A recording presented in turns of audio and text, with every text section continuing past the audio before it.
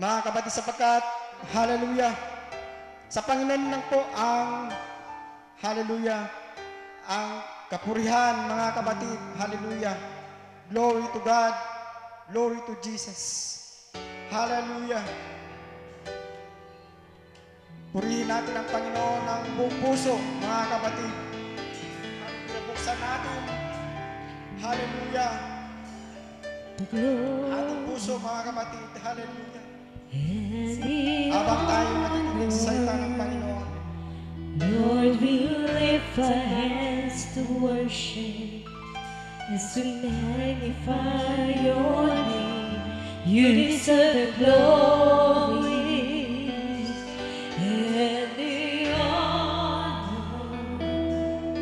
Lord, we lift our hands to worship as we magnify. For you are great, you're a miracle so great. There is no one else like you. There is no one else like you. For you are great, you're a miracle so great. There is no one else like you. There is no one else like you. Glory and the honor. Lord, we lift our hands to worship as we magnify your name. You deserve the glory and the honor. Lord, we lift our hands to worship as we magnify your name. For you are great, you're the miracle so great. There is no one else like you. There is no one else like you. For you are great. Yes, hallelujah. Come on, church. True worship. This is a sign of true worshipers, mga kapatid. There is no one else like you. For you are great. You're the miracle so great. There is no one else like you. There is no one else like you. Hallelujah. Praise God. Yung totoong palakpak, mga kapatid. Yung totoong palakpak, mga kapatid. Hallelujah. Hindi tayo pumapalakpak, mga kapatid, sa artista. Hindi tayo pumapalakpak, mga kapatid, sa ating katabi. Pumapalakpak tayo, mga kapatid, sa ating nag-iisang Diyos na buhay. Hallelujah. Praise God. Praise God. So before we ask the prayer, mga kapatid, pwede bang paki-project muna natin yung ating pamagat? Yung pamagat? Pamagat muna. Yan. So mamaya natin babasahin, mga kapatid, yung ating text. Hinihiling ko po ang ating mahal na pastor na siyang mag-lead ng prayer. Hallelujah.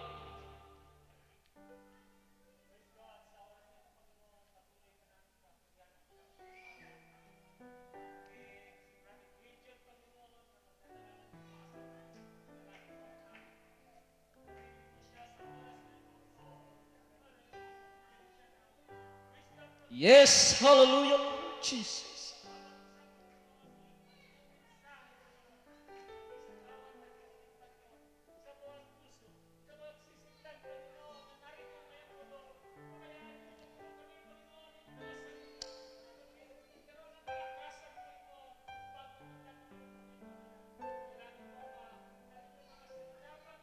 Yes, God.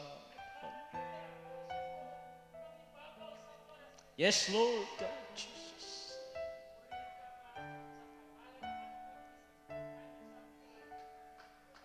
Praise God. Minsan pang palakpak mga kapatid. Hallelujah.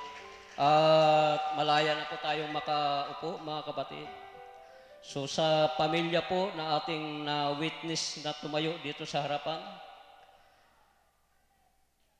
kung bakit po kayo nandito, it is the sign that God's call you. Tinatawag po tayo ng Panginoon mga kapatid upang paglingkuran natin ang ating Diyos. Hallelujah.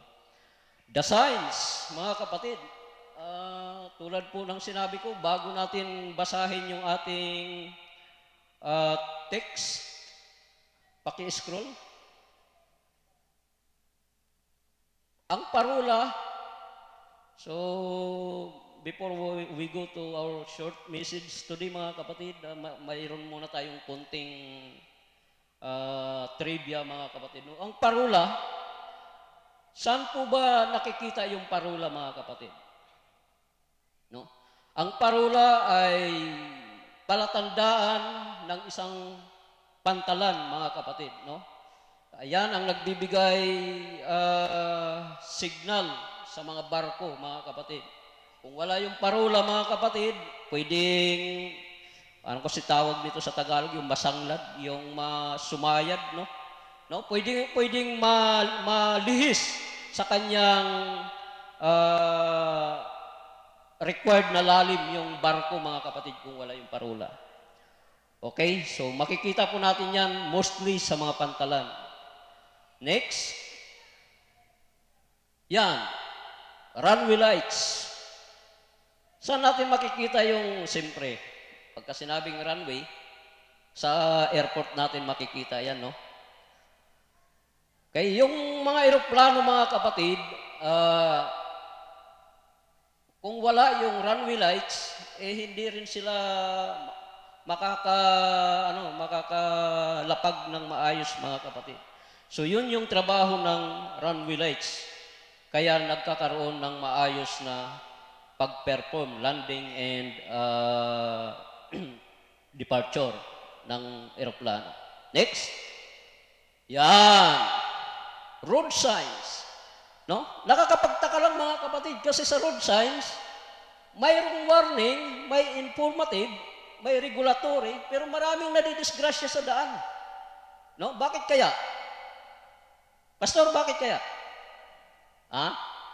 Ignoring the signs. So yan mga kapatid, no?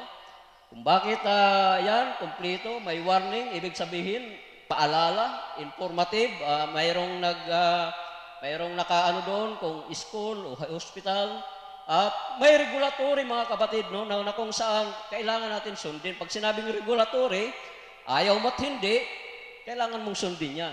Kasi katulad yan, no left turn, nag-left ka, bangin pala yung nando doon, so nahulog ka. So dapat po sundin natin. Next. Yan. Mayroon po bang ganyang Kristiyano mga kapatid? Nakakapagbasa po ba tayong lahat mga kapatid? For sure. Mababasa naman siguro yan, no? So hopefully mga kapatid, itong sign na to, wala tayo dyan. No? Wala tayo dapat dyan mga kapatid kung tayo tunay na Kristiyano. Amen po ba? Ang pagsunod sa batas ng ating gobyerno mga kapatid ay pagsunod sa Diyos. Amen? Praise God. So dito sa susunod na mayroon akong tatawagin, siguro 10 years old below. 10 years old below, mayroon akong, magkano ba laman ng bulsa ko? 50. So 10 years old below, alam nyo to. Sino po? Taas ng kamay. 10 years old below. 15 years old below. 15 years old below. Kung walang 10 years old below. Gab. Ayaw ni Gab. Yan, nagtaas. Okay. Tayo ka, brother. Next. Yan. Ang sign na to, kanino po ba ipinangako? Kanino ipinangako? Yung sign na yan. Quiet please.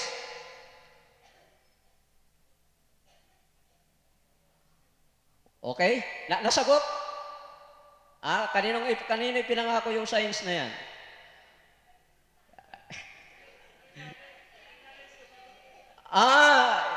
Sorry. He can speak English. So that's why he can't understand, no? So, okay, dahil ikaw tumayo, may 50 ka. Okay, so alam natin mga kapatid na ang signs na yan ay ipinangako ng Diyos kay Noah. No? So, pag nakita natin yung signs na yan, yan ang ipinangako ng Panginoon kay Noah na hindi niya na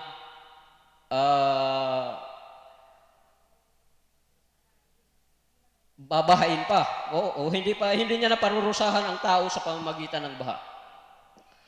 Ito kayang next signs na to, ano kayang ibig sabihin yan? Masakit ang ulo.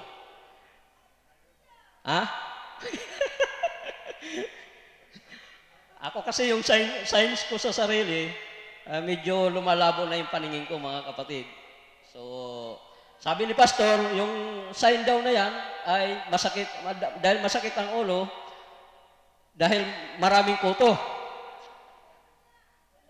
O walang pira, no? Bahala kayo kung ano yung iniisip nyo dyan sa sign na yan, malamang pareho tayo. Okay, so let's go to our message mga kapatid. Basahin natin mga kapatid, hopefully, at inaasahan natin mga kapatid na bago tayo lalabas sa pintong yan ay ang sign na to ay dala-dala natin sa paglabas natin sa pinto na yan mga kapatid. No? Ang sign na to mga kapatid ay hindi lang literal. Literal na mga bagay na tulad ng ipinakita natin. Huwag natin ignorin mga kapatid, no? Ito'y babala, no? Ang palatandaan na to, ito'y babala bilang mga Kristiyano mga kapatid. Okay? Paki-project natin yung Matthew chapter 24 verse 3 to 12. Sabi dito mga kapatid, and as he sat upon the Mount Olives, the disciple came unto him privately, saying, Tell us, when shall these things be? And what shall be the signs of thy coming, and of the end of the world? Pakilagay lang natin sa Tagalog yan para masundan. Number 4, and Jesus answered and said unto them, Take heed that no man deceive you. For many shall come in my name, saying, I am Christ, and shall deceive many. And ye shall hear of wars and rumors of wars. See that ye be not troubled, for all these things must come to pass, but the end is not yet. No? Pakisundan na lang po natin sa mga verse, mga kapatid. For nation shall rise against nation, kingdom against kingdom, and there shall be famines and pestilence and earthquakes in diverse places. 8, all these are the beginning of sorrows. Then shall they deliver you up to the afflicted. Ano ba yung afflicted mga kapatid? Kapighatian. No? And shall kill you, and ye shall be hated of all nations for my name's sake. 10, and then shall many be offended, and shall betray one another, and shall hate one another. And many false prophets shall rise, and shall deceive many. And because iniquity shall abound, the love of many shall wax cold, mga kapatid.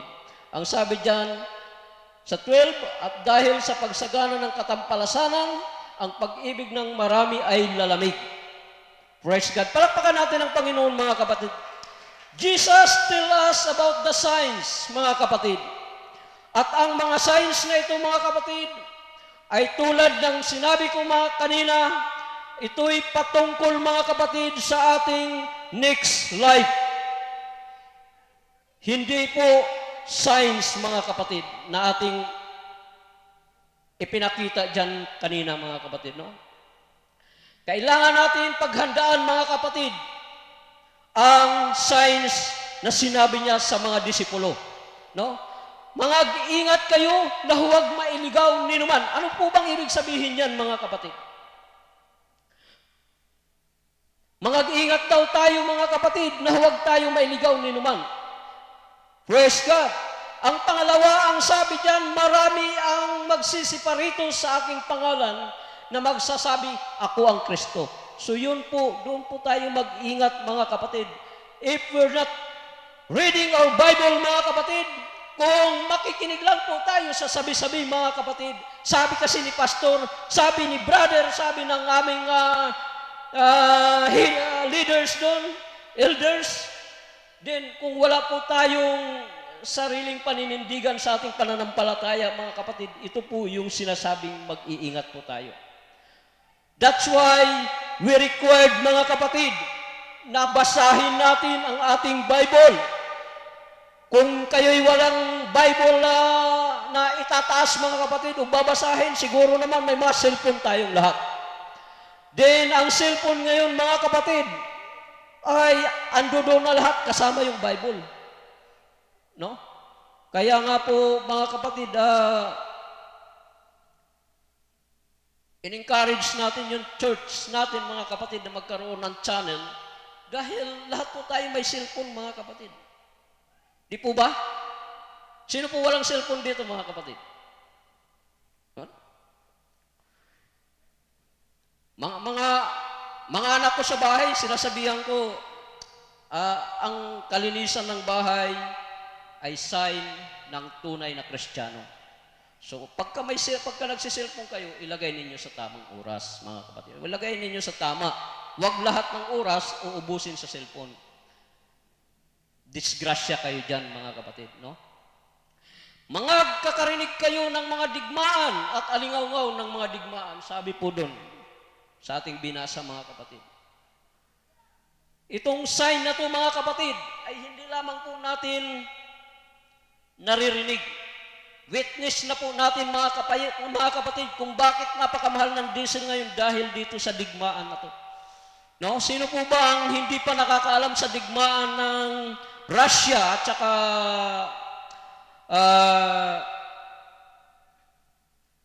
ano kasing kalaban nila? Ukraine, no? Siguro lahat po tayo alam ang labanan, ang digmaan na yan, ilang buwan na.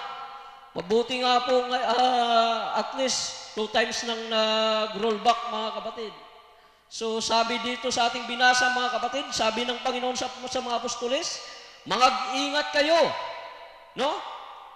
O magkakarinig kayo ng digmaan at alingaw-ngaw ng mga digmaan. No, kailan lang na ilang years pa lang natapos yung Marawi. Ngayon mayroong Russia at saka Ukraine. At praying, mga kapatid, na huwag mag-ignite yung Taiwan at China. No? So, yan po yung mga sinabi ng ni Jesus sa mga apostoles na mga kakarinig tayo. Ngayon, hindi lang po natin naririnig yan, nakikita na po natin. No? So, meaning, mga kapatid, na ang sign na ibinigay ng Diyos sa mga apostoles ay ito na ngayon yun. Ito na po ngayon, mga kapatid. Palakpakan natin ang Panginoon, mga kapatid. Magsisitindig ang bansa laban sa bansa. Kaya nga, doon sa dalawang bansa, mga kapatid, walang gustong magpatalo. No, akala kasi ng Russia, ganun-ganun lang madaling sakupin yung Ukraine, mga kapatid, no? So, pero hanggang ngayon,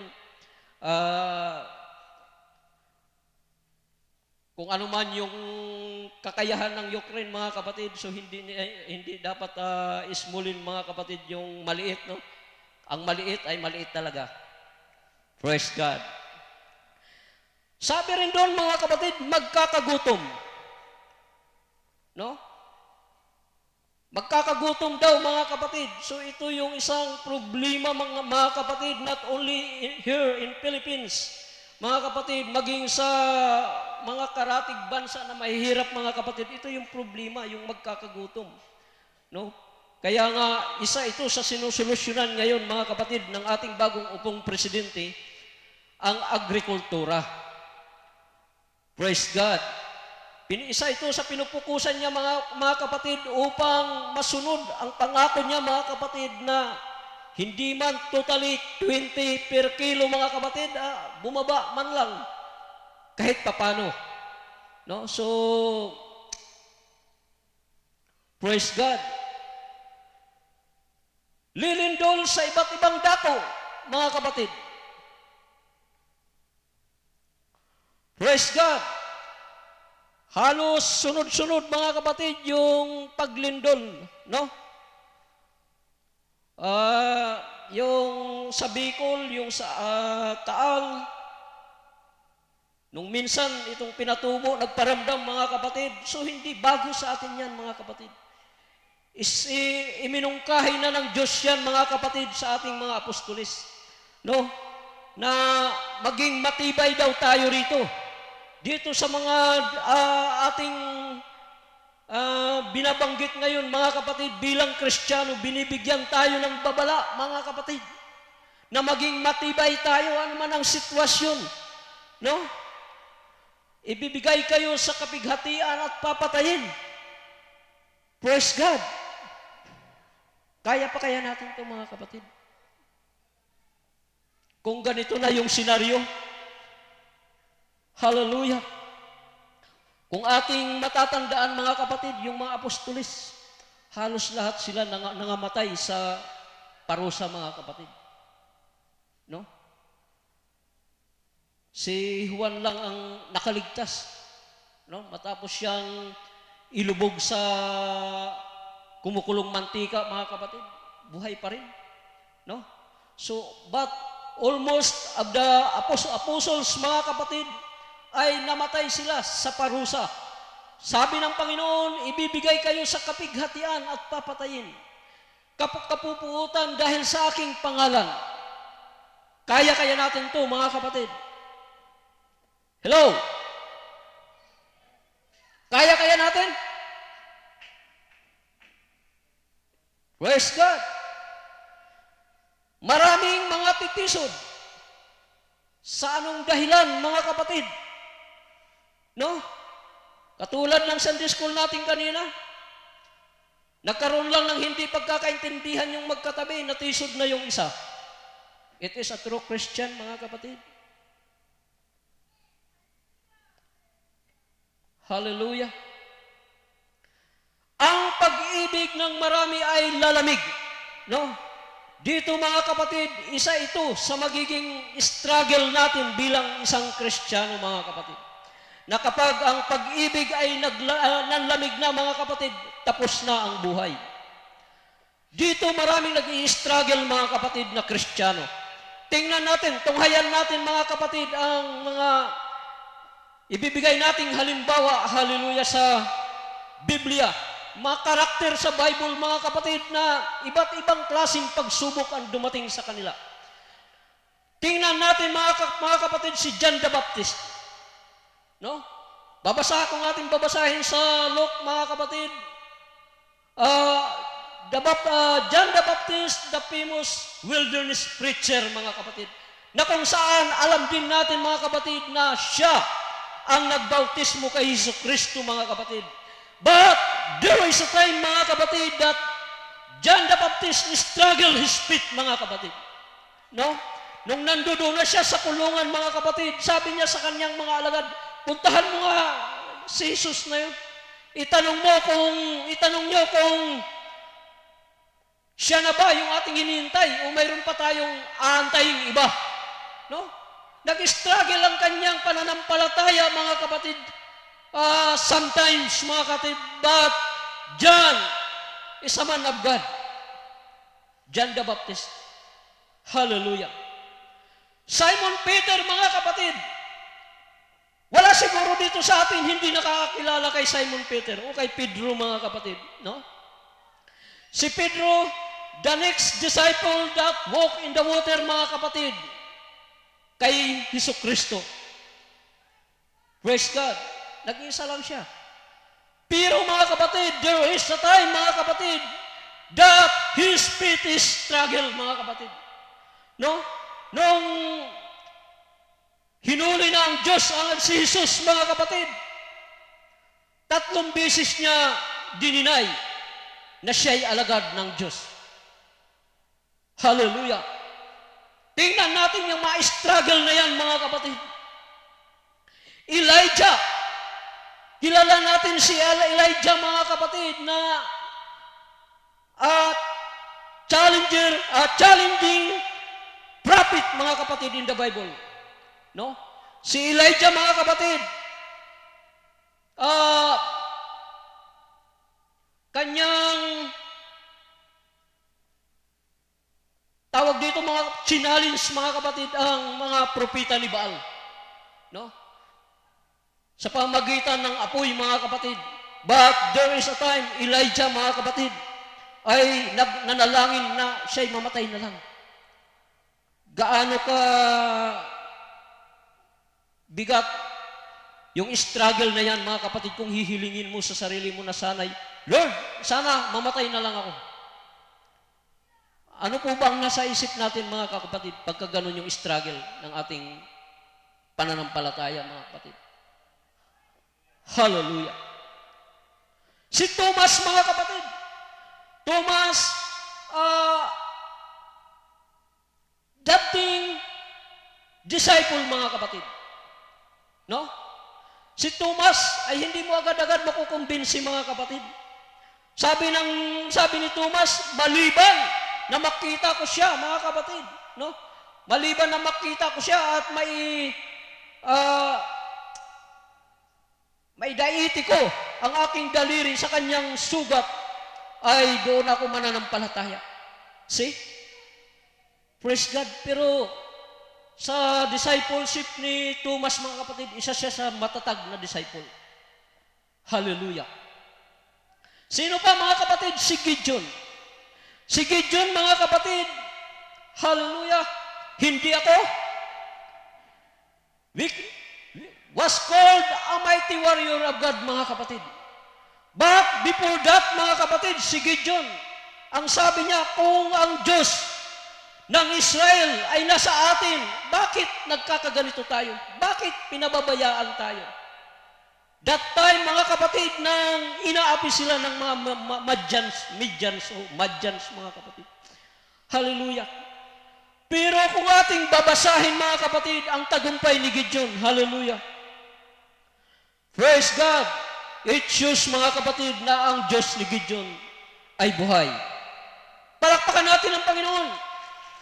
Hallelujah.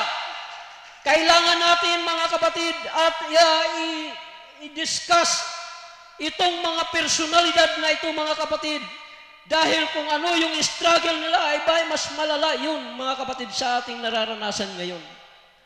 Hallelujah. Si Moses, mga kapatid, no? Moses so many times wrestled in his pananampalataya, mga kapatid. Bakit? Dahil sa dala-dala niya yung buong Israel na mareklamo, mga kapatid. No? Kung minsan, inutusan siya ng Diyos, mga kapatid, na sige, itusok mo yung tungkod doon sa bato. Pero ang ginawa niya, mga kapatid, dahil sa init ng ulo, mga kapatid, ay kanyang hinampas. Amen. Hallelujah. Sabi dito, mga kapatid, Israelites people unstoppable complaining, no? Walang tigil sa karireklamo, mga kapatid, yung mga Israelites noong pinamunuan ni Moses, mga kapatid. Kaya siguro ganun na lang yung pagka-irita ni Moses, no? Kung bakit doon nag-struggle ang kanyang pananampalataya sa Panginoon, mga kapatid. Si David, mga kapatid, kilala natin si David na man of God's own heart, mga kapatid, no? After God's own heart.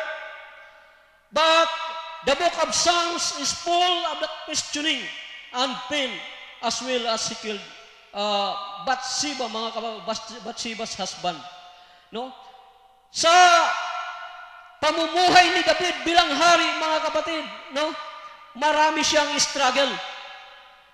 Praise God. Bagamat siya ay kilala, mga kapatid, na man after God's own heart, ang daming struggle sa buhay ni David kung ating babasahin, no? Kaya nga sabi dito, mga kapatid, ang Book of Psalms, mga kapatid, ay maraming full of questioning and pain ng haring si David. Praise God. Si Jonah, mga kapatid, kilala natin si Jonah, hallelujah, na a runaway man. Praise God. Inutusan siya minsan ng Panginoon, mga kapatid, na pumunta sa Nineveh. Pero ang ginawa niya, mga kapatid, ay pumunta siya sa Tarsis. Hallelujah. Ganyan ba tayo, mga kapatid? Kung tayo'y susunod sa Panginoon, mga kapatid, dapat walang pag-aatubili. Walang pag-aalinlangan, mga kapatid. Sumunod tayo sa kagustuhan ng Panginoon. Palakpak sa Diyos, mga kapatid. Hallelujah. Jonah was known a runaway after he rejected the first instruction of God to go to Nineveh. But in the end, he victorious with his faith, mga kapatid. Na kung saan, pati ang hari ng Nineveh, mga kapatid, ay nagsamba sa Diyos. Praise God. Dapat walang urungan, mga kapatid. Hallelujah. Kung may signs ka, mga kapatid, na nanghihina, ano ang dapat gawin? Sa panghihina mo na yan, mga kapatid. Next is Jeremiah, mga kapatid. Jeremiah is a young weeping prophet in the Bible, mga kapatid, no? Kilala natin si Jeremiah, mga kapatid. Siya ay iyakin sa Diyos. No? Pero ito yung maganda, mga kapatid, kay Jeremiah. Hindi siya umiiyak dahil sa kahinaan niya. Dahil sa kabataan niya, mga kapatid, umiiyak siya sa Diyos upang bigyan siya ng wisdom. Hallelujah. Palakpakan natin ang Panginoon, mga kapatid. Minsan nag-struggle si Jeremiah, mga kapatid, kung paano niya palalambutin yung matitigas na puso ng Israelites. Yan ang isang struggle na dinanas ni Jeremiah, mga kapatid, sa kanyang panahon. Hallelujah. Bilang isang propeta, mga kapatid. Si Abraham, mga kapatid, no? Kilala natin si Abraham na father of our faith, mga kapatid. Si Abraham ang tatay ng ating pananampalataya, mga kapatid. But sino po ba hindi nakakilala o nakakaalam sa istorya ni Abraham? No? Nag-struggle din si Abraham, mga kapatid, sa kanyang pananampalataya. Bagamat siya'y tatay ng ating pananampalataya, mga kapatid, dumating din ang kahinaan sa buhay ni Abraham. Isa na doon, mga kapatid, yung dininay niya ang kanyang asawa, mga kapatid, sa harap ng hari. At pangalawa, mga kapatid, yung hiniling ng Diyos na i-offer si Isaac bilang sakripisyo, mga kapatid. Praise God. But Abraham has win his faith, mga kapatid. Nanalo si Abraham sa kanyang paglilingkod sa Panginoon, mga kapatid. No? Last na ating babanggitin, mga kapatid, si Jesus Christ itself. No? Nakita natin, mga kapatid, according to the Bible, halos ang buong panahon ni Jesus, mga kapatid, sa kanyang ministro, mga kapatid, ay inukol niya sa gawain. Ngunit dumating ang time, mga kapatid, na na-struggle din siya. Nung panahon na huhulihin na siya, mga kapatid, in the Mount of Gethsemane, mga kapatid, ay ang sabi niya, Ama, maaari po bang ilagpas mo sa akin ang sarong ito? Means, mga kapatid, bilang isang tao, mga kapatid, bilang a human person, mga kapatid, ay walang excuse. Lahat tayo darating sa pagsubok. Amen! Hallelujah!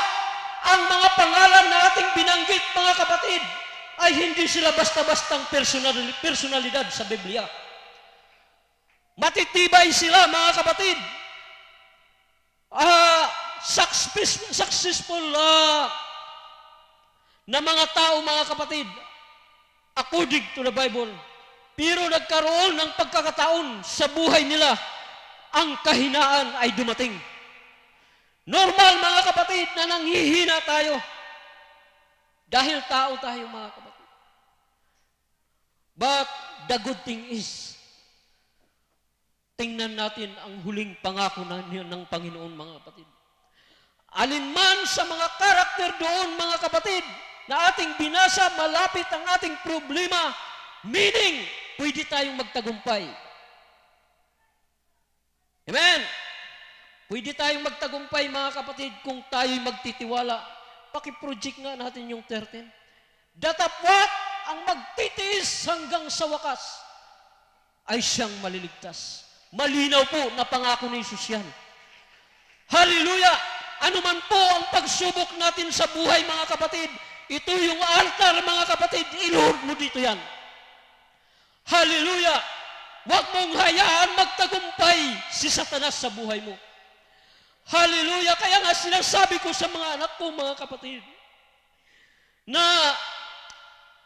kung padadaig tayo sa kapangyarihan ng kaaway, hindi pinagtawanan lang tayo. Pagtatawanan tayo, mga kapatid, ng ating kaaway. Pero kung hawak natin, dala-dala natin ang sandata, mga kapatid, ng pangako ng Panginoon na magtitiis lamang tayo hanggang wakas, mga kapatid, sigurado yung kaligtasan sa atin. Hallelujah. Shall we stand, mga kapatid? Hallelujah, hallelujah. Praise God, praise God. Kaya po, kung kayo'y dinala ng inyong panyapak sa araw na ito, dito sa lugar na ito, mga kapatid, it is not an incident, mga kapatid. Pagbulay-bulayan natin, mga kapatid, dahil alam natin na tinawag tayo ng Diyos.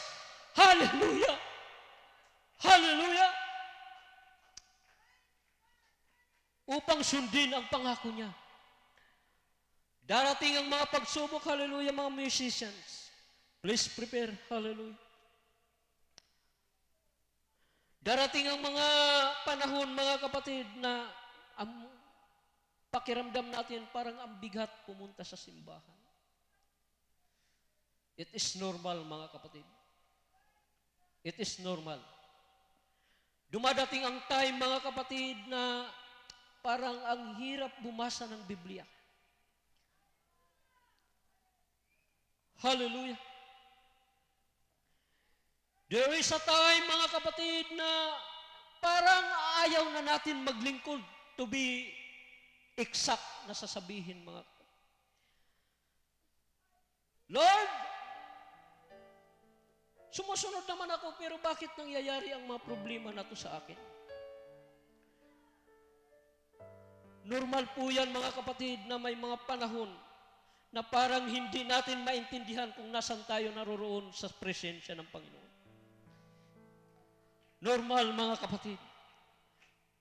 Kasi kung yung sinabihan ng Panginoon na the fathers of our faith, mga kapatid, ay dumating sa Kanya yung pagsubok, paano pa kaya tayo? Praise God. Tayo yung mga Gentiles, hallelujah, nakiambon lang tayo, hallelujah, sa kapangyarihan ni Jesus sa buhay natin. Kaya normal, mga kapatid, na nagkakaroon tayo ng problema pagsubok. It doesn't mean, mga kapatid, hallelujah, na dahil doon bibigay tayo.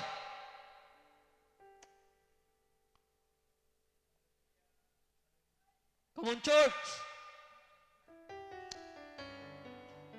Yung mga sign na binanggit, mga kapatid, sa ating apostolis, sa mga apostolis, mga kapatid, aktual natin nawi-witness sa panahong ito. No? Aktual nating nawi-witness sa panahong ito, mga kapatid, ang mga signs na yun. Mga paglindol, mga pagbaha, mga labanan, digmaan, mga kapatid. Hindi lamang natin naririnig ngayon yan, witness na natin. Ngunit may pangako ang Panginoon, mga kapatid. Hallelujah. May pangako ang Diyos, mga kapatid. But he that shall endure unto the end, the same shall be saved, mga kapatid.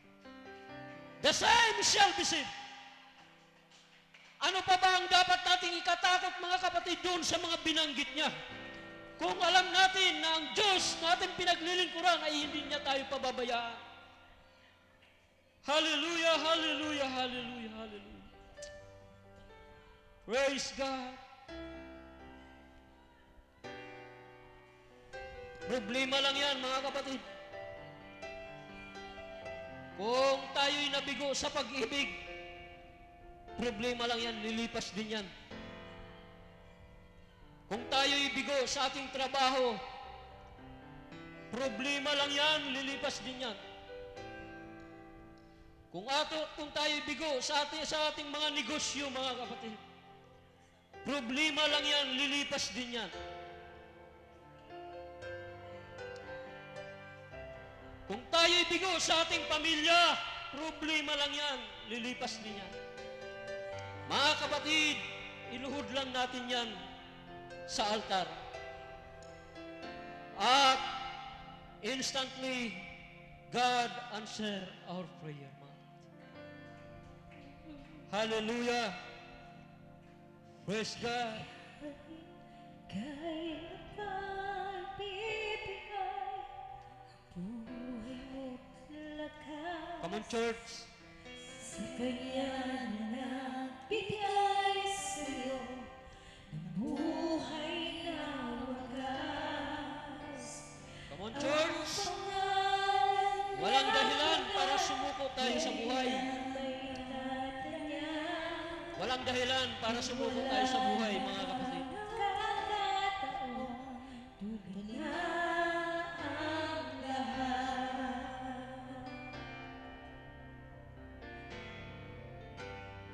Kailan ba ibibigay Hallelujah, Lord. buhay mo't lakas?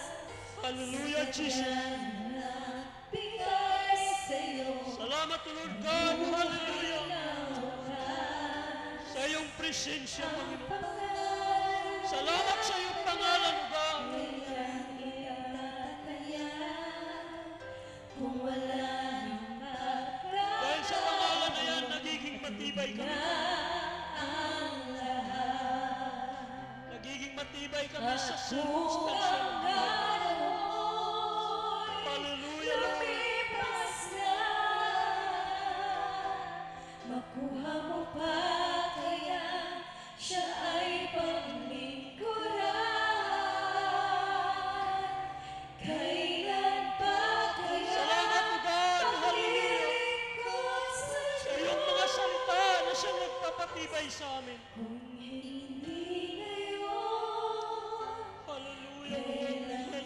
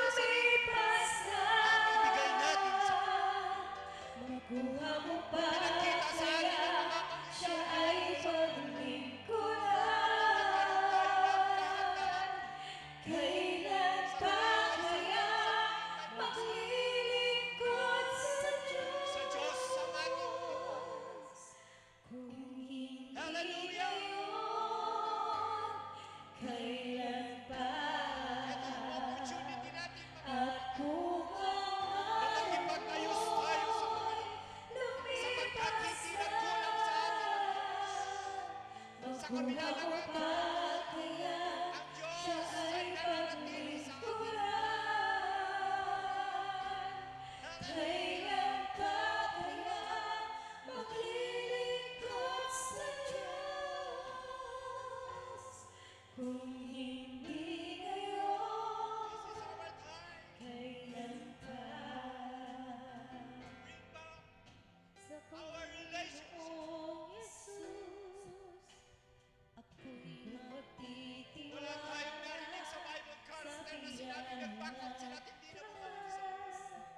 Buhay ko Pagkos sila ay ay nanatiling matatawag at manatiling masigasig sa kanilang sa pagtagpo ng pagsubok pagmamahal. at lumbay.